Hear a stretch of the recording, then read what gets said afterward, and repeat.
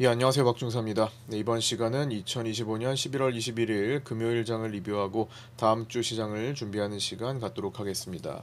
자, 먼저 금요일 장은 4%대 큰 갭 하락이 나오고 변동성 진폭을 줄인 채 이제 횡보하던 날이었습니다.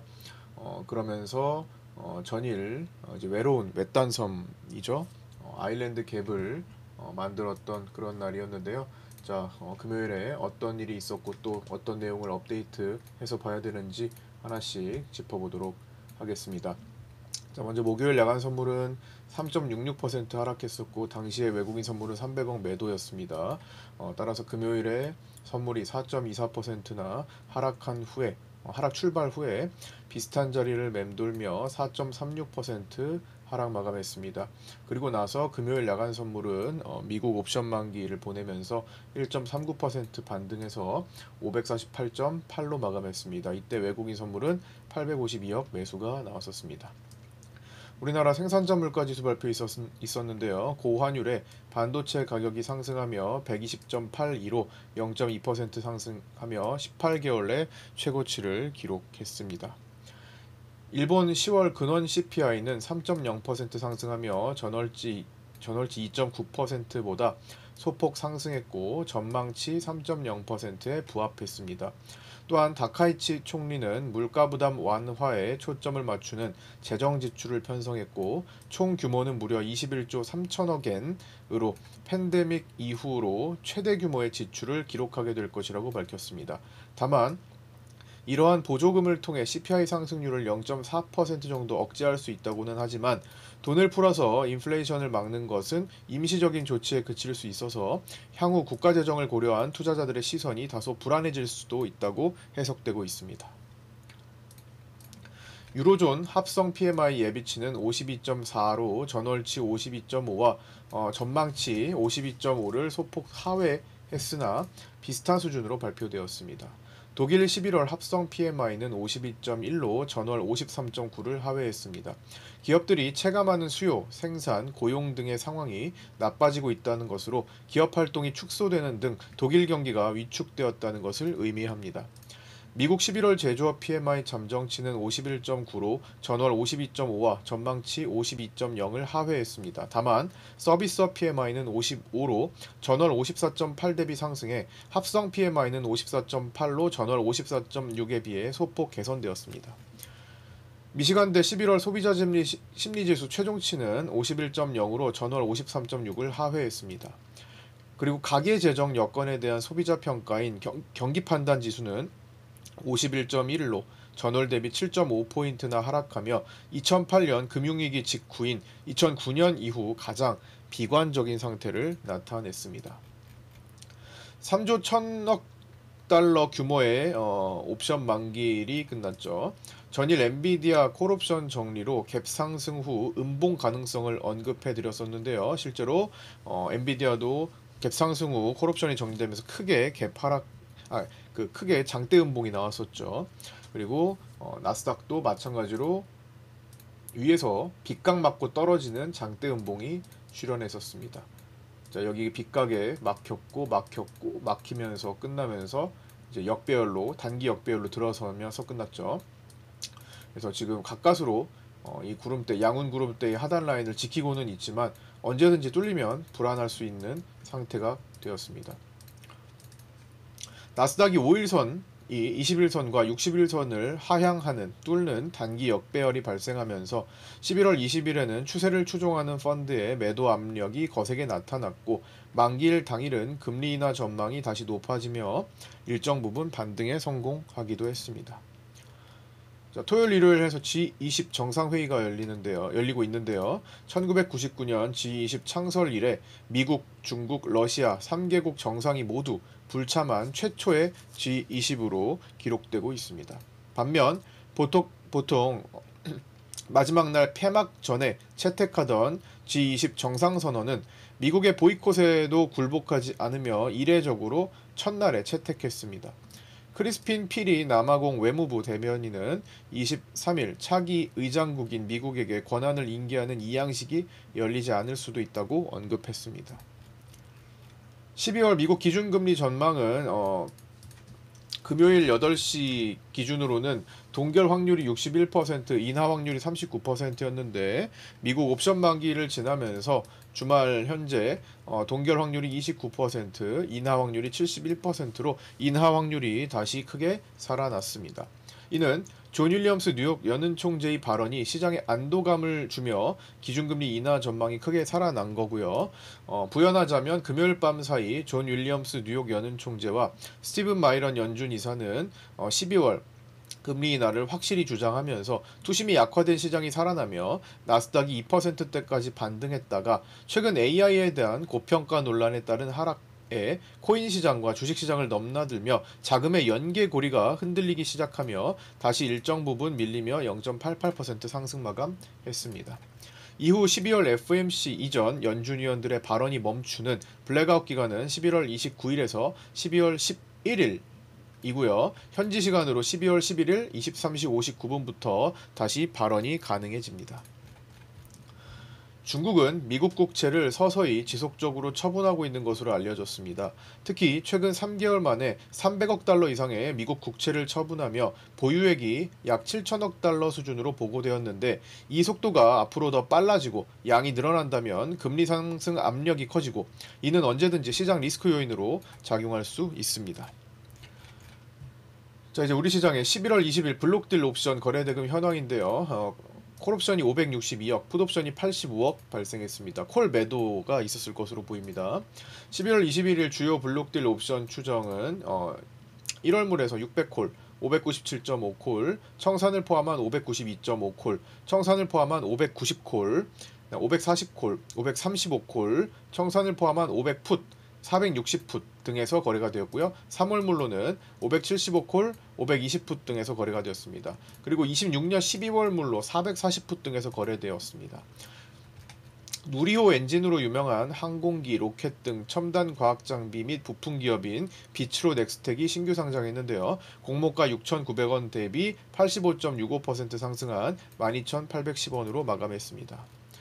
자, 이제 국내 증시 장중 체크 사항입니다. 이거는 제가 금요일에 실시간 라이브 방송을 진행하면서 언급드렸던 내용들, 그리고 파생반 정규 텔레그램 방에 시시각각 올려드렸던 내용들을 정리 요약하고 보충할 내용 있으면 보충한 사항이니 참고해 주시기 바랍니다.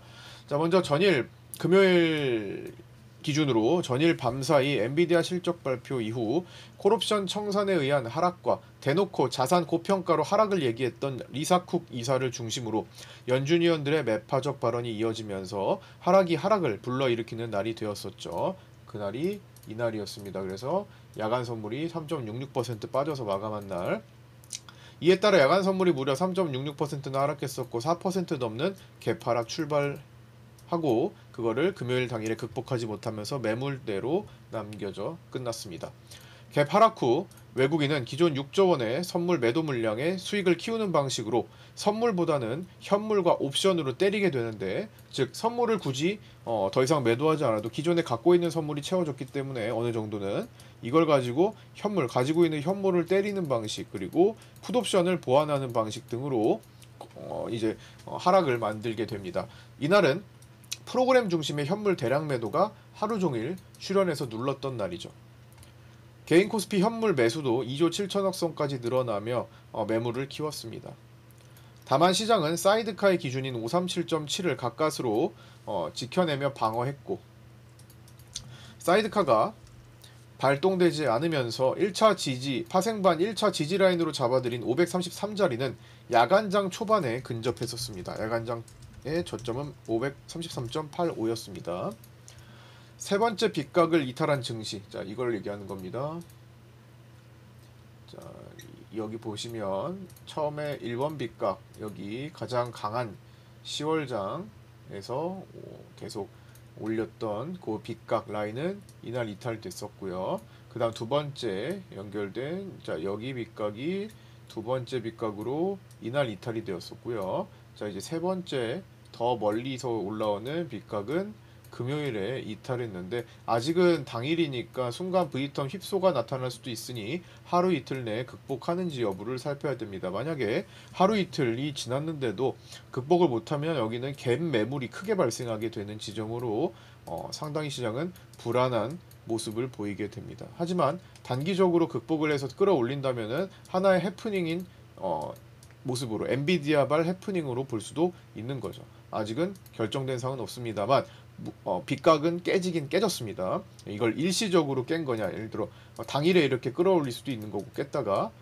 이렇게 당일에 꼬리를 달 수도 있는 거고 이렇게 하루를 통으로 휩소를 만들 수도 있는 거기 때문에 월요일에 시장 아침 반응을 주의 깊게 살펴야 될 것 같습니다. 어차피 야간 선물이 1.4% 정도 상승했기 때문에 시작은 550전 후 이쯤까지도 시도를 할 수 있으니 만약 여기서 끌어올리면은 갭을 메우러 갈 수도 있는 거고요. 여기서 밀려버리면 더 걸쳐진 음봉이 돼서 더 안 좋아지는 형태가 됩니다. 그래서 갭 상승 후 밀리는 형태로 가면은 이거는 이거 이 정도로는 해결이 안 되는구나. 공간을 일단 열어서 완전히 지금 시장의 레버리지 물량들을 갈아엎고 반대 매매를 다 쏟아내고 나서 그걸 받아 올리는 외국인의 환매수가 진짜 제대로 걸려들면요. 분봉 방식이 투매를 일으키고 여기서 이렇게 꺾여서 올라갑니다. 자, 이 방식이 아직 나오진 않았어요. 이 투매가 나오진 않았죠. 언더슈팅 나오지 않았죠. 외국인들은 이걸 만들어서 모든 반대 매매를 다 나오게 만들고 아비규환을 만들어 버리고 그거를 장악해서 선물을 끌어올리는데 이날 선물의 매수는 1조 원에서 2조 원 정도 이상이 될 겁니다. 조단위 매수가 나온다라는 거예요. 그렇게 되면은 외국인들이 기존에 고가에서 매도했던 것을 수익 청산하는 것으로 볼 수가 있습니다. 아직은 그런 과정이 나오지는 않았죠. 그래서 이게 일시적으로 살렸다가 나중으로 다시 미룰 수도 있는 겁니다. 12월 선물이지만 롤오버를 하면은 3월물로 넘어가서 만들 수도 있는 거기 때문에 지금은 어쨌든 단기적으로 이걸 살려놓느냐의 에너지를 월화에 파악하는 것이 중요합니다. 그래서 월요일에 만약에 이런 형태가 나온다, 진짜 쉽지 않겠네가 되는 거고요. 만약에 갭상승해서 그걸 지키고 얘를 발판 삼아서 딛고 살린다, 이러면 가능성이 일단 살려놓고 볼 가능성이 생기는 거죠. 월요일 아침에 판단할 수 있는 내용이죠. 어쨌든 여기 있는 모든 갭을 지금 올라서서 출발할 확률이 높아졌기 때문에 그거를 유지하고 갭을 커버하러 가는지 중요하고요. 그 갭 자체가 강한 매물대가 됩니다. 그래도 그나마 이거를 위로 이고 출발하지는 않을 가능성이 높기 때문에 조금은 확률적으로 살아날 확률이 생긴 거죠. 그래서 월요일 아침에 과연 저거를 다시 이 금요일에 거래됐던 자리를 침범해서 내려오는지 여부를 먼저 파악하는 것이 중요하겠고, 이때 누가 어떤 식으로 거래를 일으켜서 힘을 쓰는지 파악하는 것이 중요하겠습니다. 특히 조금 이상했던 SK하이닉스가 다시 되돌아가는지, 야간장에 더 빠져가지고 무려 9.6%나 빠져서 마감했더라고요. 전날 SK하이닉스가 이상하다라는 말씀을 드렸는데 무슨 중대형주, 중소형주보다 더 많이 빠졌어요. 400조짜리가. 그래서 세 번째 빗각을 이탈한 증시는 하루 이틀 내로 빗각 내로 다시 들어오며 4%대의 큰 갭을 다시 커버해주지 못하면 본격 조정 국면이 시작되는 것으로 볼 수 있습니다. 5일선과 21선이 데드크로스가 되며 단기 역배열에 진입한 점도 기술적으로 부담 요인입니다. 자, 여기 5일선, 자, 여기 작게 보이는 요 5일선이 지금 핑크색 21선을 하향 이탈했죠. 그래서 여기서 데드크로스 발생한 지점에 역배열이 되어 있습니다.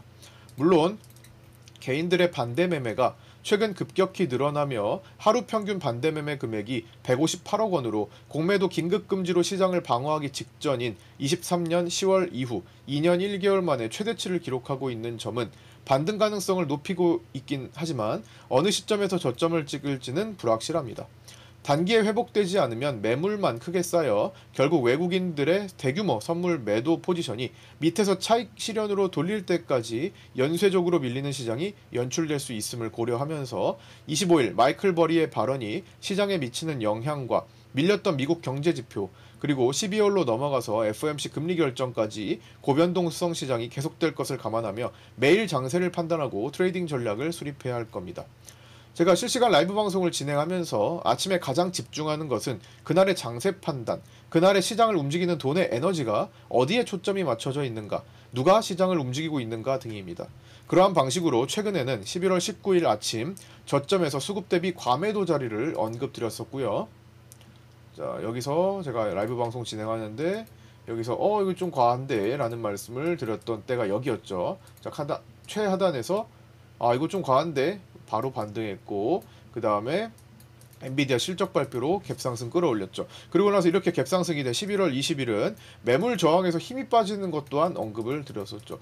좀 이제 여기가 개인들의 3조 원 매물대가 있는데 쉽지 않다. 그걸 말씀드렸고, 이제 꺾이는 거는 만기일 이제 위클리 옵션 만기일에 따른 풋옵션 베팅이 있었던 거. 그 다음에 이날 자체가 SK 하이닉스가 좀 이상한데 해서 SK 하이닉스를 유난히 많이 말씀을 드렸습니다. SK 하이닉스가 정상이 아니고 이상하다.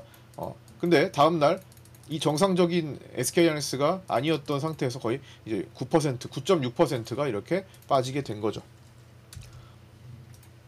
마치 잡주처럼 빠지게 된 거죠.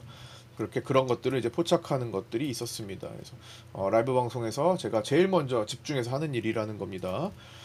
이거를 이제 파생반에는 정리해가지고 좀 이렇게 알려드리고 있는 거고요. 라이브 방송 때 언급도 드리기도 합니다.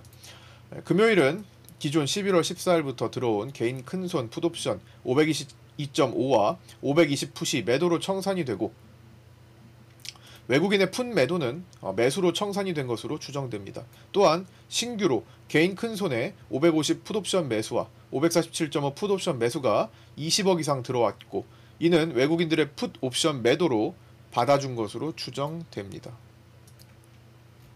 자, 파생반 텔레그램 정규 회원방의 텔레그램 5컷 정도를 좀 살펴보도록 하겠습니다.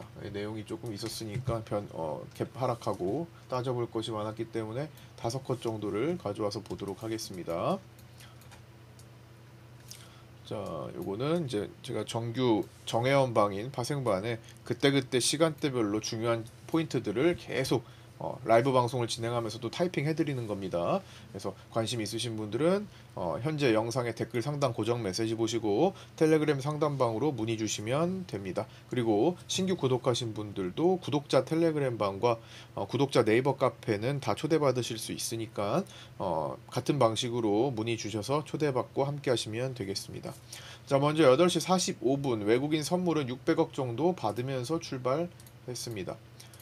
9시 1분에 반발 매수 시도도 있으나 매물도 만만치 않습니다. 무슨 말이에요? 반발 매수. 원래 개파락 출발하면 초반에 판단을 해야 된다. 초반에 들어올리지 못하면 시간이 점점 지나가면은 약세로 바뀐다. 혹은 못 올라오는 점점 매물대 강화가 된다라는 말씀을 아침에 드렸거든요. 그래서 아침에 여기 들어올릴 때 힘있게 못 가는 모습이 나타났죠. 저는 한 10시에서 10시 반까지 봐야 된다고 했는데, 그거는 이제 볼벤이 이렇게 찍어 누르기 전까지입니다. 10시 조금 넘어가니까 이제 터널로 들어왔죠. 그러면 이제 오늘 바로 반발 매수 안 나오는구나. 그러면 쉽게 전환돼서 반등하지는 못하겠구나. 그럴 가능성이 높겠구나. 이렇게 풀어서 넘어가 된다고요. 웬만한 과대 낙폭 장세에서는요, 개파락이 이렇게 발생하면 아침부터 이렇게 끌어올리면서 전체적인 일봉을 밑에서부터 양봉으로 만드는 경우가 꽤 나옵니다. 그러나 아예 그럴 생각이 없었던 날이었죠. 오히려 사이드카를 아슬아슬하게 걸치고, 사이드카 걸리지 않았지만 아슬아슬하게 만들기도 했었던 거죠. 그래서 볼벤 안쪽으로 시도 중이나 갭이 워낙 크게 발생해서 평소보단 버거운 상태가 되었습니다. 갭은 곧 저항이에요. 심리적 저항대를 만드는 겁니다. 실제로 거래가 되지 않았어도 심리적인 저항 라인이 곧 그 매물이 됩니다. 9시 2분에는 그나마 외국인이 환매가 조금이라도 우세한 상황이었고요. 그래서 더 크게 빠지지는 않을 정도였다 정도로 볼 수 있습니다. 그리고 9시 7분에는 사이드카에 근접하고 있고요. 9시 8분에는 삼성전자에 비해 어제부터 이상하다고 말씀드렸던 SK하이닉스의 두드러진 약세가 보였고, 이때는 마이너스 8% 정도였습니다. 그리고 개인들의 공격적인 매수 참여가 더 많은 것도 사실이었고요. 9시 10분에는 시간을 너무 끌면 매물만 쌓이게 됩니다 라고 말씀드렸죠. 방금 전에 말씀드렸던 내용 그대로 적어 드린 겁니다. 10시 반 이전에 회복 시도하는지 봐야 되겠고요. 회복 시도하면 시가봉이고, 일단 기본적으로 시가 못 넘어갔어요. 제대로 못 넘어갔습니다. 살짝 삐쭉삐쭉은 있었지만 제대로는 못 넘어갔습니다. 그 다음에 다음 1차 저항 부근인데 그거는 뭐 근접도 안 했으니까 빼고요. 9시 12분은 선물 매도 포지션을 키운 채 현물과 옵션으로 조절하는데, 자, 외국인이죠. 외국인은 선물 매도를 이만큼 키워놓고 선물을 더 이상 매도하기보다는 현물 가지고 있는 것과 옵션, 풋옵션 등으로 처리를 합니다. 그래서 그걸 조절하는데 아직은 현물만 때리고 있지 작년 8월물처럼 외가 풋옵션을 외국인들이 장악하지는 않았습니다. 그래서 아직 완전한 투매가 일어나는 경우는 아닐 수 있겠다, 이렇게 말씀을 드렸던 거고요. 9시 16분에는 해외 선물 나스닥 개인 미결 롱 포지션이 유지 중인 상태였는데, 이제 금요일 옵션 만기를 지나고 어떻게 바뀌었는지를 살펴보면은 조금 숫자는 완화되었습니다. 금요일 옵션 만기를 지나면서 선물의 미결 포지션은 현재 75%에서 매수 쪽으로 개인들이 한 60%대로 축소가 됐습니다. 10% 이상 축소가 되었고, 그거는 그래도 시장이 거의 중립적으로 지금 변화하고 있다라는 것을 뜻합니다. 하지만 그 전날 장대 음봉으로도 털지 않았다라는 거면 아직 견딜만 하다라는 거죠. 롱 포지션도. 자, 두 번째 컷입니다. 현재 방송 화면 빗각에서 싸움 중이다. 그때 당시에 이제 빗각은, 자, 여기 저항을 만드는데 지금은 이제 초기화 시켜졌는데 요 라인을 지금 타고 있었습니다. 아마 차트를 보시면 여기 지금 여기 올라와 있는 차트를 자세히 보시면 여기 빗각이 그어져 있는 것을 알 수 있어요. 자, 여기 보시면 요 라인입니다. 여기 이렇게 걸치는 라인, 요렇게. 여기 그 자리가 지금 막힌다라는 겁니다. 그래서 그 방송 화면에 있는 빗각 싸움 중이고, 삼성전자 시가 회복 여부도 함께 중요하게 체크해야겠습니다. 9시 34분에는 프로그램 비차익 매도가 외국계 중심으로 1조 원 매도가 돌파된 시간이었고요. 외국인 선물 매도 전환됐었고, 그 다음에 위클리 옵션 만기 베팅 포지션 현황은 이렇게 외국인들이 제한적인 구조를 만들면서 더 크게 많이 빠지지도 않고 많이 오르지도 않겠구나 정도를 암시했었는데 그 힘은 그렇게 세진 않았습니다. 개인들은 외가 기준에 콜옵션 매수가 있었고요. 금융투자는 그 콜 매도가 있었습니다. 외국인 선물 매도 전환하는 거 다시 매수하면서 교차 지점을 만들었었네요. 자, 세 번째 컷입니다. 개인 코스피 현물 매수가 2조 원에 근접했고요. 반대로 외국인은 2조 원 매도가 돌파되었죠. 11시 25분에는 개인들의 월물 풋매도는 11월 14일에 들어왔던 다른 큰 손의 풋옵션 청산으로 추정됩니다. 아까 전에 언급드렸죠? 520과 522.5 풋옵션에 청산이 있었다 해서 월물 풋매도. 자, 풋옵션 차트를 보면 이렇게 풋옵션 차트를 보면 개인들이 그때 이렇게 지금 11시 25분 보면 쭉 내려오잖아요. 요 풋 매도를 얘기하는 겁니다. 개인 풋옵션 매도는 큰손의 청산이 있었던 것 같다. 개인 큰손 풋옵션이 차익 실현하고 있다. 520풋과 522.5 풋이 2배 이상 차익 실현하는 것으로 보였습니다. 프로그램 비차익 매도가 2조 원을 돌파했었고요. 11시 58분에는 외국인이 520에서 522.5 풋옵션 매도 청산을 포함해서 전체적으로는 더 풋옵션 매수 금액을 늘렸습니다. 하지만 마지막에 뒤집어졌어요. 다시 올라왔죠.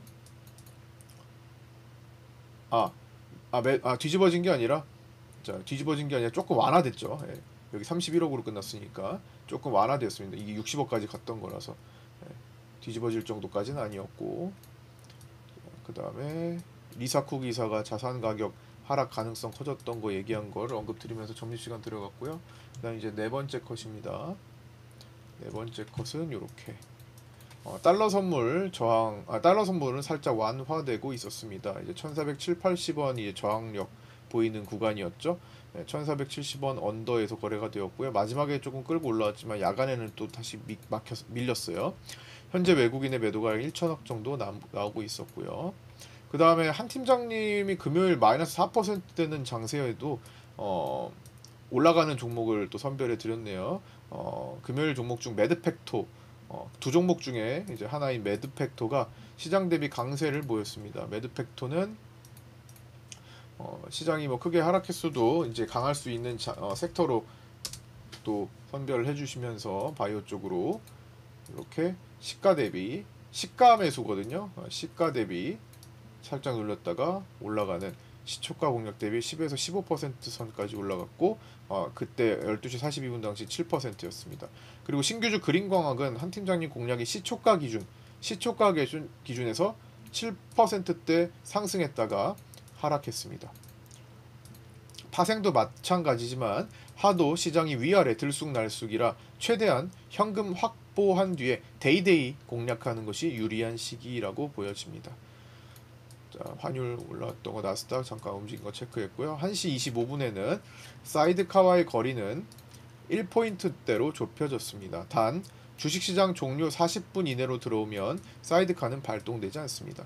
1시 25분에 볼벤 하단에서 상단, 하단 왕복 중이었고요. 그때는 볼벤 터널 내에 있었던 거죠. 자, 여기 볼벤 터널 내를 만드는, 근데 사실 뭐 이날은 들어와서 계속 있었던 것 같아요. 이렇게 큰 차이 없이 사이드카 걸리면 순간적으로 살렸다가 언더슈팅 됐다가 다시 끌어올리면서 변동을 주겠지만 사이드카 걸리지 않았었죠. 오후 방송 시작하면서 마지막 5번째 컷을 보겠습니다. 이거는 수급 체크하고 위클리 옵션 만기 베팅 포지션 현황 다시 한번 점검해서 외국인들은 콜매도가 저렇게 많은 상태의 양매도 성향 보였고요. 제한적인 움직임이죠. 그 다음에 개인들은 외곽콜 매수가 많아서 아마 월요일에 이 외곽콜까지 살릴 정도까지는 아닐 거라고 보여지는데요. 500한 되게 멀리 있어요. 근데 이제 월요일에 뭘 들어오느냐에 따라서 이제 달라지겠죠. 금융투자는 외곽콜 매도가 많습니다. 사이드카 기준가 근접 중이었고요. 0.6 정도 차이는 0.5 정도에서 이제 방어가 됐었습니다. 그리고 그날은 이제 금요일은 프로그램 비차익이 역대 또다시 기록을 경신했습니다. 일주일 만에 기록을 경신한 겁니다. 원래 그 전에 25년 11월 14일에 프로그램의 최대 매도가 있었는데 일주일 만에 그걸 넘어섰습니다. 1시 57분에 개파락 후 초반에 반발 매수 반응이 약해서 결국 하루 종일 약세장을 이어가고 있습니다. 결국 오늘 생긴 개인 코스피 매물도 2조 원이 훌쩍 넘게 되었죠. 그러나 후반부까지 사이드카까지는 걸리지 않고 있습니다. 방어 중이고요. 개인 선물 매도를 체크해야 됐던 시간이고요. 물론 뒤집혔습니다. 이런 경우 나스닥이 크게 돌리지 못하면 월요일도 위험한데 오늘 미국 만기일이라 위아래 흔들며 혼조세를 보일 확률이 더 높긴 합니다. 혼조세를 보이다 조금 올라왔죠. 올라왔다 내려갔고 혼조세죠 그것도.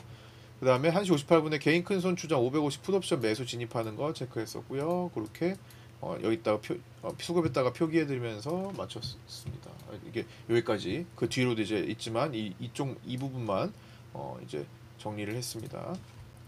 자, 매물대 체크 기준 라인입니다. 피보나치 확장 적용된 자리 반복하고 있습니다. 618, 599 나중에 필요하면 보고요. 585도 필요하면 보고요. 585 중요했죠. 넘어갔죠. 근데 563에서 565 이제 반등이 나오면 여기 신경 써야 되는 자리죠. 여기가 이제 저항 역할을 할 수 있는 자리가 되기 때문에 그 다음에 550, 551 먼저 여기부터긴 한데 여기는 이제 월요일에 시가랑 비슷한 자리니까 첫 번째로 일단은 관문이긴 합니다. 붙어서 시작할 것 같고요. 그 다음에 534에서 536은 금요일에 지지받았죠. 주간에는 거기까지는 가지 않고 537.7이었지만 거의 538.2였죠. 거의 뭐 큰 차이 없었고 하지만 야간에 그 자리 533.85까지 가면서 이 자리를 모두 체크하고 지지받았습니다. 그리고 다시 올라왔기 때문에 그 다음에 밑에는 이제 526, 그 다음 520에서 22, 500에서 502 491.3 뭐 등등으로 나중에 또 필요하면 또 정리해서 언급하도록 하겠습니다. 자, 마감하겠습니다. 삼성전자는 외국인이 949만 주 대량 매도했고요. 개인들은 1058만 주 대량 매수했었습니다. 이렇게 외국인 보유 비중은 52.2%로 축소되었고요. 월요일에 반발 매수가 들어오는지 체크를 해야 될 것 같습니다.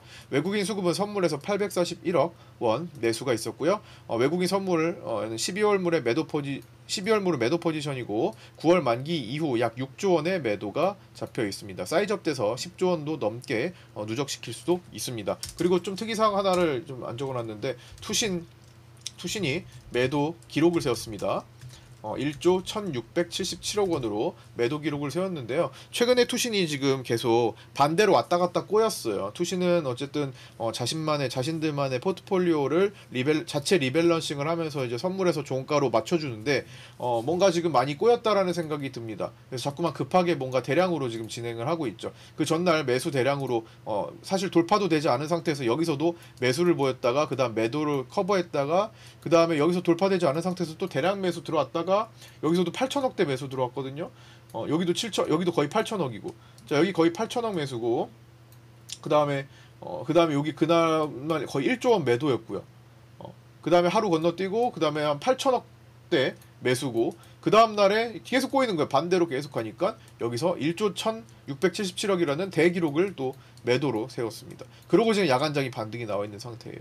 계속 투신이 지금 엇박자를 타는데 뭔가 포트폴리오가 지금 많이 꼬여 있는 상태일 수도 있다라는 생각이 들고요. 어쨌든 이렇게 해서 한 번에 방향을 맞추면은 대량으로 그 방향으로 가면은 이제 결대로 움직이면서 손실이 크게 축소되고, 지금은 손실이 굉장히 큰 것으로 보이거든요. 500억 이상 이 잡혀 있을 것으로 보이는데 최소 이제 그런데 한 번을 제대로 이제 그거를 방향을 이제 이어가게 되면 선물해서 그걸 다 커버를 할 수가 있게 되죠. 예를 들어서 지금 1조 1677억을 매도한 다음에 4% 내린 것보다 비슷하게 내리거나 더 많이 내리게 되면 바로 커버가 되고 그 이상이 되는 거죠. 그런 식으로 진행이 될 수 있으나 또 반대로 움직이면 또 매수로 커버해서 들어올 가능성도 있습니다. 많이 상승한다면, 돌파한다면. 프로그램 비차익은 2조 5,917억 매도로 기록을 세웠습니다. 역대 기록, 사상 최대치를 기록했고요. 최근 1년간 매도 누적이 24조 6천억 정도를 기록하고 있습니다. 프로그램 비차익의 매도 2조 원 돌파 시기는 총 4번 있었는데요. 첫 번째 25년 11월 21일 금요일이었죠. 대기록 2조 5,917억. 그 다음에 일주일 전 25년 11월 14일이 2조 4,486억 원으로 매도 두 번째 기록을 세워놨습니다. 그 다음에 20년 11월 30일이 2조 3,531억 매도로 이후에 한 달 반 크게 상승하기도 했었습니다. 21년 2월 26일에는 2조 2,877억 매도로 거의 고가 자리에서 이후 하락장이 한 6개월 뒤부터, 아니다, 5개월 뒤부터 해서 나오기 시작했죠. 22년 하락장으로. 환율은 12월물 달러 선물 기준 1474.3원으로 정규장을 종료했고요. 외국인은 정규장에서 1817억 매도를 했습니다. 야간에 소폭 하락하며 1469.7원으로 마감했습니다. 중기 추세는 계속 상승세를 유지하는 것을 확인을 해야 되고요. 아래로 1410원과 1440원에 대한 지지라인을 딛고 돌파했고 1470원에서 80원 사이에 상단 저항에 지금 막혀있는 상태입니다. 그 다음은 1500 봐야 되겠고요. 변동성 지수 V코스피 지수는 14.06% 크게 상승한 41.38로 마감했습니다. 자, 빗각 넘어가 있죠. 그래서 지금 꽤 오랜 시간 동안 지금 상승세가 이어지고 있습니다. 자, 이런 상황에서는 변동성이 쉽게 죽지 않는다라는 걸 뜻해요. 계속 위아래 출렁이고 갭으로 다시 갭으로 계속 이렇게 커버하는 일도 자주 발생할 수가 있습니다. 하루 진폭도 금요일은 적었지만 10포인트는 뭐 기본적으로 보는 날들이 굉장히 많을 거고요. 여전히 옵션에 의한 높은 변동성 지수고요. 변동성 지수의 정의대로 30일을 기준으로 변동성 밴드를 설정해보면 V코스피 지수를 유지한다라는 가정하에 약 22개월 거래일 동안 위아래 12.2% 정도가 움직일 수 있다고 보며 대략적으로 현재 기준 위로는 코스피 200 기준으로, 자, 지금 현재 시장의 베이시스가 0.94기 때문에 한 1포인트 정도를 더해서 본다면은, 선물로 이제 차트로 본다면은 606이니까 607 정도, 자, 상단은 607 정도로 좀 많이 낮아졌죠. 요 정도가 되겠고, 하단은 이제 474 정도가 나옵니다. 요 정도, 475, 1 더하면 딱 475 여기가 나오겠죠. 이렇게 해가지고 475 해서 31 동안, 22거래일 동안 이렇게 변동성이 지금 펼쳐질 것으로 시장은 보고 있는 게 바로 현재의 옵션 시장이다. 현재의 변동성 지수에 대한 밴드다라고 봅니다. 변동성 지수는 옵션에 의해서 움직이게 됩니다. 그래서 이렇게 지금 변동성이 설정이 되어 있다. 저희까지는 지금 현재 기준으로 가능하다라고 본다라는 거예요. 현재 시점에서. 다만 이는 변동성 지수가 바뀌면 현재가를 기준으로 업데이트를 해서 계속 생각해야 됩니다. 매일매일 바뀌는 거죠. V코스피 지수가 떨어지면 그때는 옵션에 붙은 높은 풀이가 빠지게 될 거고요. 12월물 풀이도 현재 등합이 거의 40포인트에 육박할 정도로 지금 14거래일 남았는데, 이 정도면 굉장히 비싼 거라고 봅니다. 다음 주 시장에 영향을 미치는 주요 일정입니다. 11월 24일 월요일은 위클리 옵션 만기일, 그리고 일본은 휴장이고요. 미국 시카고 여는 국가활동지수 발표 있습니다.